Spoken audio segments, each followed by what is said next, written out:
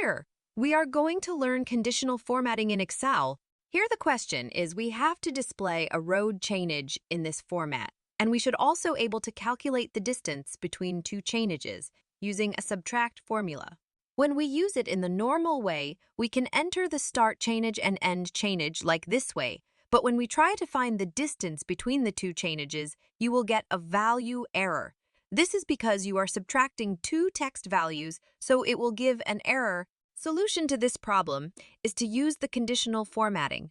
3 ways you can go the conditional formatting page. You can click on this small arrow icon, then click on the number tab and select the custom menu. Or you can right-click on the cell and select the format cell and click on the custom. And the third way is to hold your control key and press 1 on your keyboard to open the format cells. Click on the customs. Here, write like this in the double quotes, type CH colon.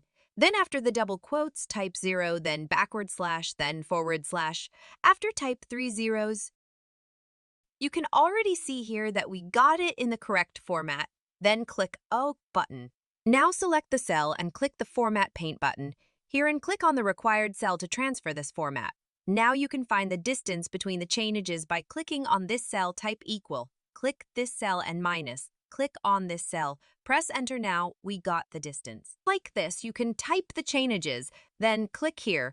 Click on the Format Painter, select the cells, then drag like this to get the distance. That for now. Click on the subscribe button and click the bell icon to get more such videos.